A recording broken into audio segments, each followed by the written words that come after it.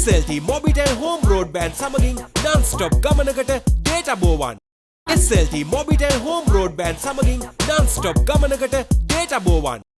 වැඩිම ආරක්ෂාව අඩුම වෙලකට කෙටයක් රුපියල් 54යි.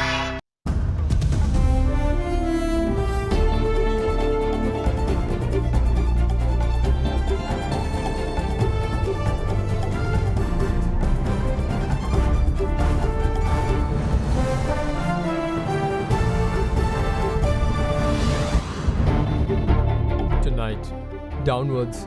World Bank predicts Sri Lanka's real GDP to fall by 9.2% this year and 4.2% next year. Unsavory compromise. Samagi Janabalawegya MP Rauf Hakim says that Sri Lanka could have made compromises on provisions brought on economic crimes at UNHRC session at Geneva. It was not an intrusive part of the resolution. It was linked to the abuse of state authority and impunity. Root cause. Supreme Court agrees to proceed with FR petitions against former President Gotabaya Rajapaksa and Finance Ministers Mahinda Rajapaksa and Basil Rajapaksa, named as being responsible for economic crisis. Insecure. Food security in Sri Lanka is expected to deteriorate from October 2022 to February 2023, says World Food Programme. All this and much more coming up tonight on First at 9, this Friday the 7th of October 2022. From AdaDerana, this is AdaDerana First at 9. Live from Studio 24 in Colombo. Good evening and welcome to AdaDerana 24's English News. I'm Andrew Bernard. Now, the World Bank has predicted Sri Lanka's real GDP to fall by 9.2% this year and a further 4.2% next year due to the high commodity prices brought on due to the Ukrainian war and the deepening economic crisis. As part of the International Financial Institution's latest report on the development of Sri Lanka, they further stated that they expect poverty estimated in the country to double to 25.6% between 2021 and 2022, increasing the number of people living in poverty by 2.7 million in Sri Lanka. According to the World Bank's report focused on South Asia titled Coping with Shocks, Migration and the Road to Resilience, regional growth has been projected to be at average of 5.8% this year. This is a downward revision of 1% from the forecast made early in June this year. This follows a growth of 7.8% in 2021 when most countries were rebounding from the pandemic slump. In its report, the World Bank said that while economic distress is weighing down all South Asian countries, some are coping better than others. The report stated that exports and services sector in India, the region's largest economy, have recovered more strongly than the world average, while its ample foreign reserves served as a buffer to external shocks, while the return of tourism is helping to drive growth in Maldives and to a lesser extent in Nepal, both of which have dynamic service sectors. The report also noted that the combined effects of COVID-19 and the record high commodity prices due to the war in Ukraine took a heavier toll on Sri Lanka, exacerbating its debt woes and depleting foreign reserves. Based on this, the World Bank expects Sri Lanka's real GDP to fall by 9.2% this year and a further 4.2% next year. Another report released by the World Bank as a companion piece to the latest development update on Sri Lanka, which highlights the poverty and welfare impacts of the crisis and the role of social protection in protecting the vulnerable populations. World Bank Country Director for the Maldives, Nepal and Sri Lanka, Faris Haddad Zervos, said that it is critical to protect the vulnerable in Sri Lanka as the country fast-tracks reforms to get out of the deepening economic crisis. He added that poverty estimates doubled to 25.6% between 2021 and 2022, increasing the number of people living in poverty by 2.7 million in Sri Lanka. Haddad Zervos added that Sri Lanka will need to expand employment in industry and services and recover real value of incomes to mitigate the impacts of the crisis and build long-term resilience of its people. The World Bank highlighted two key experiences of the Asian financial crisis as lessons for Sri Lanka. It stated that it is imperative to address the short-term measures needed to address structural weaknesses, buffers to mitigate external shocks and build resilience to future shocks, and secondly, critical policies to promote future growth. Now in Parliament today, Samgi Janabalawegi MP Rauf Hakim says that Sri Lankan delegation who went to Geneva could have arrived at compromises on certain issues highlighted by the newly adopted resolution against Sri Lanka at the UNHRC. In the meantime, State Minister of Finance Ranjit Siamalapitiya highlighted the importance of reaching 18% of percentage of the tax income from GDP in a bid to make Sri Lanka a country with a stabilized economy. මේ රට වැටිලා තියෙන තැනින් මූල්‍ය අර්බුදයෙන් ආර්ථික අර්බුදයෙන් විදේශ විනිමය අර්බුදයෙන් ගොඩේම සඳහා ජනාධිපතිතුමාත් මුදල් ඇමතිතුමා ඇතුළු මේ රජය දරන උත්සාහයට තමුන්නාන්සේලාගේ ਸਰවපාර්ශ්වික සහයෝගය ලබා දීමට කාරුණික වෙන්න. If this country is to progress and come out of this mess, it is not just mere economics. Today the mess is also political. And if you can't create political stability, then the economy can never recover. It will only be to a certain level that you can grow. But you can never recover to the extent that is required in order to bring about a turnaround. So that is the qualm that we have. And that is the reason why we say that you need a fresh mandate. This parliament does not serve the people's interest. People outside think that we only serve our own interest. And for as long as that persists, you will never have stability, and without stability you cannot have sustainable growth. And that is the truth. මේ රට ගොඩ ගන්න ඕනේ. මේ රට ගොඩ ගන්න ක්‍රම හදන්න ඕන. ග්‍රීසිය 2016 ඩිෆෝල්ට් වුණා. එදා 1.6 බිලියන් යුරෝස් වලට තමයි ග්‍රීසිය 2016 ඩිෆෝල්ට් වුණේ. අන්තිමට IMF එකට ගිහිල්ලා. අද ග්‍රීසියේ GDP level එක 128යි. සංචාරක ව්‍යාපාරය තුලින් 128ක GDP එකක් තියෙනවා ග්‍රීසියේ.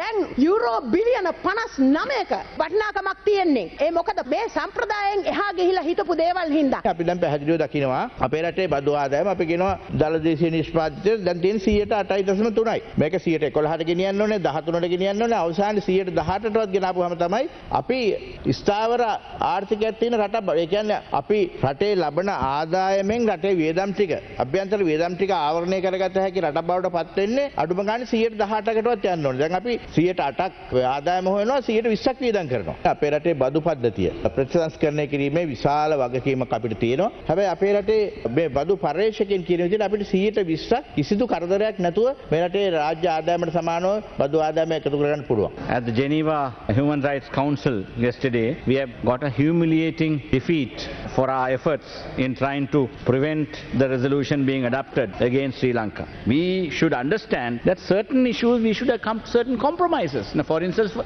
the economic crimes, it was not an intrusive part of the resolution. There was, in fact, that was tagged along with, it was linked to the abuse of state authority and impunity when it came to that. So we could have very, very clearly agreed with that portion of the resolution and come to certain compromises. So I think we had to blame our team in Geneva. Now, the National Council that met yesterday appointed members of two subcommittees on identification of priorities in short, medium and long-term national policy formulating and identifying short and medium-term programs related to economic stabilization. For the independent parliamentarian, Partli Champika Ranawaka was elected as chairman of the National Council Subcommittee on identifying short and medium-term programs related to economic stabilization today. The National Council that was established to formulate policies to achieve stabilization held its second meeting at the Parliamentary Complex yesterday. During the meeting, members of the Subcommittee on Identification of Priorities in Short, Medium and Long-Term National Policy Formulation and the other Committee on Identifying Short and Medium-Term Programs related to Economic Stabilization that was proposed during the inaugural meeting last week was appointed. Accordingly, Minister of Environment Nazir Ahmed, parliamentarians Pavitra Vanyarachi, Sagar Karyavasam, Rohit Abegunawardana, Namal Rajapaksa, Johnston Fernando, and Vajra Abhivardhana were appointed as members to the subcommittee for identification of priorities in short, medium, and long-term national policy formulation. Asanka Navaratnam, Mano Ganesan, Ali Sabri Rahim, Palani Thigambaram, Rauf Hakim, and ALM Ataullah was also appointed to the said subcommittee. Meanwhile, Ministers Tiranalas and Nazir Ahmed, State Ministers Sisira Jayakodi, Parliamentarians Sivanesathurai Chandrakanthan, Vajra Abhivardhana, Asanka Navaratna, Rishad Badiuddin, Palani Thigambaram, Partli Champika Ranawaka, M. Rameswaran, Mano Ganesan, and ALM Ataullah were appointed as the members to the subcommittee for identifying short and medium-term programs related to economic stabilization. In the meantime, this morning, the National Council Subcommittee on Identifying Short and Medium-Term Programs related to economic stabilization met in Parliament. Independent parliamentarian Partli Champika Ranawaka was appointed as the chairman of the National Council Subcommittee. During the meeting, the subcommittee members expressed their views on the measures that can be taken for the future economic security of the country, such as developing tea cultivation, increasing milk production, restructuring agriculture, fertilizer production and tourism industry. The members also agreed to discuss with experts in various fields and submit a report to the National Council on the 20th of October that includes economic development proposals related to each field. Accordingly, a decision was made to call experts on foreign exchange, debt restructuring, as well as officials from the Central Bank and the Ministry of Finance before the committee on the 13th of October to obtain their views. Further, the National Council Subcommittee also agreed to invite experts and officials in the fields of food, health, transportation and energy on the 14th of October to get their opinions and suggestions. The next meeting of the National Council Subcommittee on Identifying Short and Medium-Term Programs related to economic stabilization is expected to convene on the 19th of October.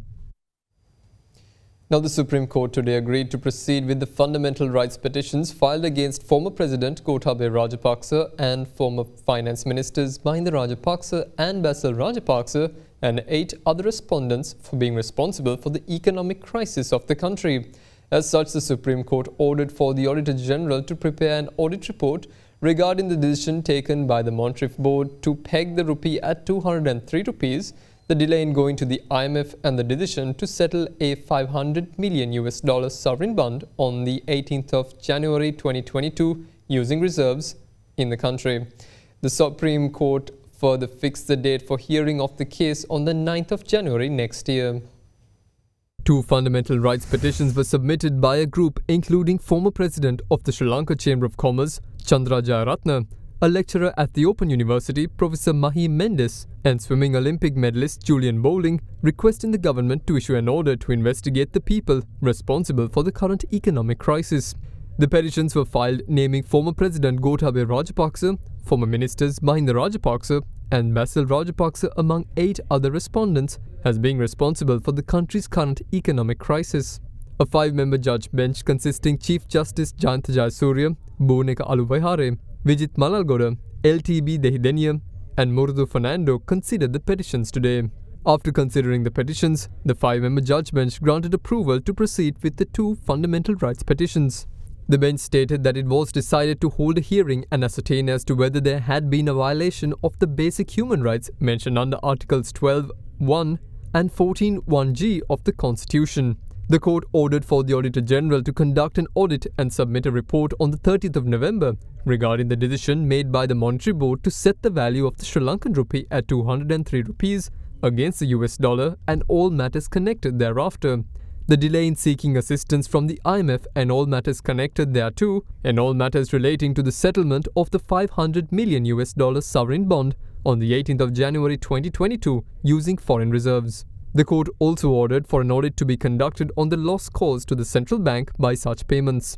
The court then also directed Governor of the Central Bank Dr. Nandalal Veerasinghe to produce copies of all communications and recommendations given to former President Gotabaya Rajapaksa, former Finance Ministers Mahinda Rajapaksa and Basil Rajapaksa, the Cabinet of Ministers, the Monetary Board of Sri Lanka, former Governors of the Central Bank Professor W.D. Lakshman and Ajit Niwad Kabral, and former Secretary to the Treasury S.R. Ratigala by the Central Bank on or before the 30th of November 2022. Meanwhile, the court also directed the Monetary Board to produce copies of all reports given to former ministers Mahinda Rajapaksa and Basil Rajapaksa as per Section 64 and 68 of the Monetary Law Act on or before the 30th of November 2022. Following this, the Supreme Court fixed the hearing of the case to be carried out on the 9th of January 2023. Stay with us for more news after this short break.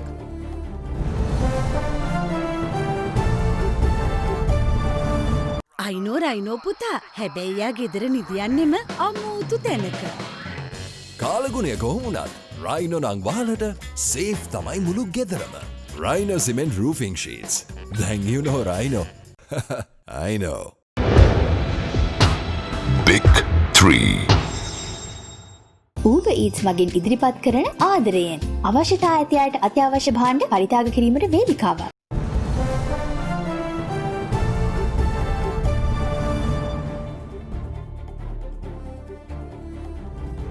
Welcome back. Now, the World Food Programme and the Food and Agriculture Organization says Sri Lanka's food security is likely to deteriorate from October 2022 until February 2023.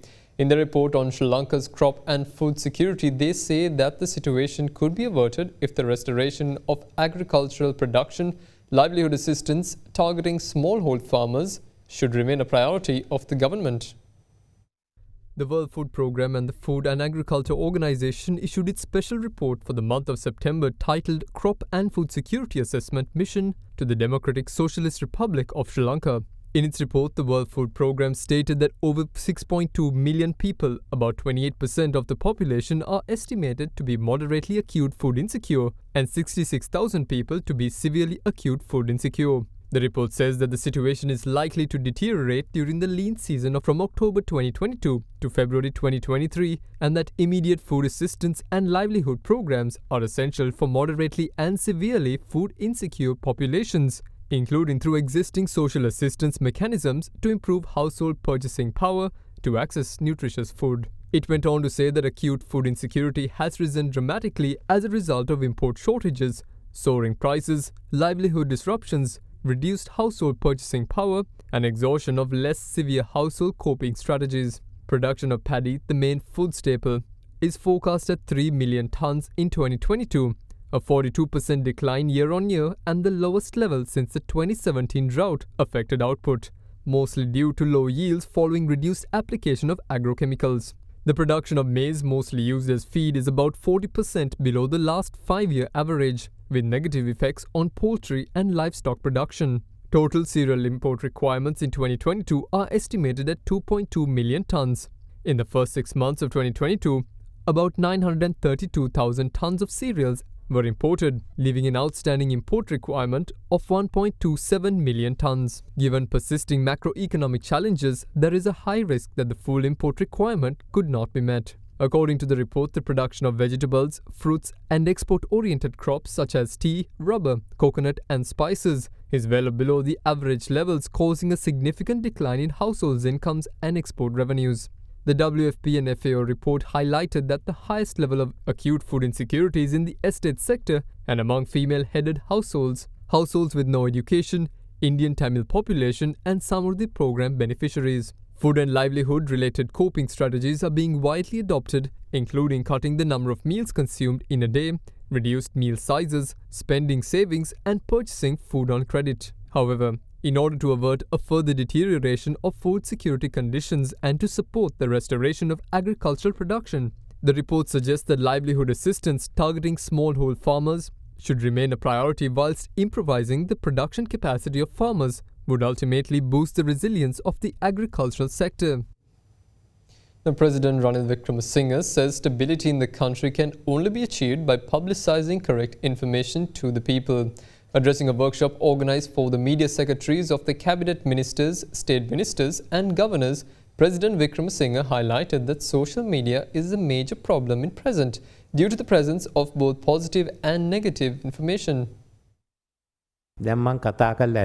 I have spoken enough. The synopsis of what I have spoken needs to be conveyed to the country. We have to inform the country on the task carried out by the government. We are in a difficult time now and have to overcome the crisis. Most of the people have lost their hopes. Each and every sector of the country must be aware of what is being done by the government. If there are wrong interpretations, they need to be justified. We cannot come out of the crisis if there is instability in the country. There needs to be stability in the country, and that can be achieved by publicizing correct information. The problem now is not from digital or printed media. It is from social media, since it carries both good and bad. There are no issues if your responsibility is fulfilled. Failing to fulfill your duties will lead to another struggle. Now, the Savagaskanda oil refinery was closed again today due to the shortage in foreign exchange for crude oil cargoes. However, Minister of Power and Energy Kanchana Wijesekara assured that there will be no shortage in fuel distribution as the Ceylon Petroleum Corporation has adequate stocks of all products and are able to conduct an uninterrupted distribution. After several months of inactivity, the operations of the Sabugaskanda refinery recommenced in 21st of August following the arrival of a 100,000 metric ton crude oil tanker to the country. However, after 48 days of operations, the government has taken a decision to close the refinery again due to the shortage in foreign exchange for crude oil cargoes. Unfortunately, we had to close down the Sabugaskanda refinery. The third shipment has arrived to our waters during the last 10 days with the Espoo crude oil. We have deposited the necessary rupees, however we are unable to unload the third shipment due to insufficient foreign reserves. We will unload the shipment once we get the necessary foreign reserves. We are able to distribute fuel stocks without any shortage. There is no need to create unnecessary fears of a fuel shortage.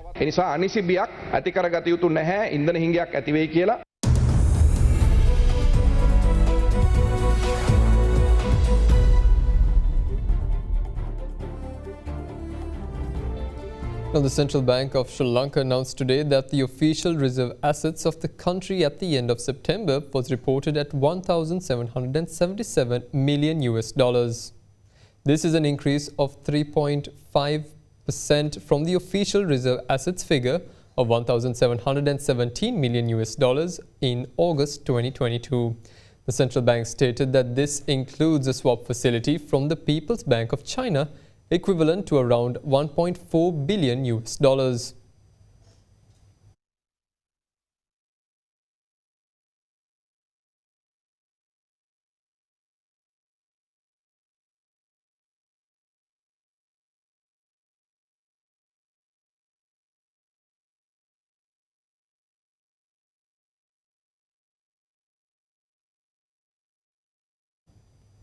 The Sri Lanka stocks closed weaker today for the second straight session to end its lowest in more than 5 weeks as investors took a wait-and-see approach amid dented sentiments following President Ranil Wickremesinghe's comments on inflation. The all-share price index fell 1.45% to close at 9,049.52, its lowest since August 30th. The most liquid index, S&P SL 20, closed at 1.72% lower at 2,771.83. The market saw a turnover of 2.1 billion rupees, lower than this year's average turnover of 3.2 billion rupees. The bourse saw a net foreign inflow of 174.2 million rupees today. The inflow so far this year is 15.5 billion rupees after 16.8 billion rupees of net offshore buying in the last 39 consecutive sessions amid positive sentiment over an IMF deal. The island nation's 4 trillion rupees worth stock market saw 14 billion rupees net foreign inflow in September, its highest since March 2012.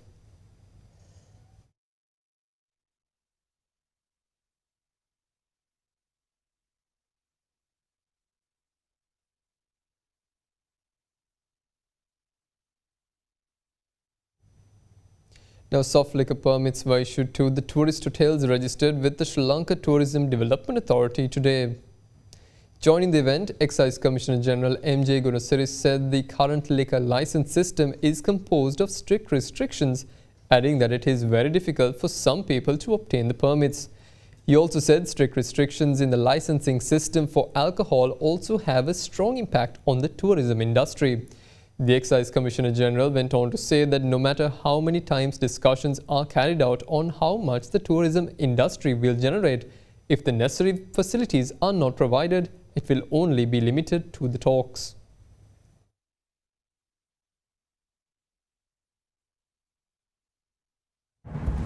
And that's all we have for you this evening. Join us again tomorrow at the same time. Good night.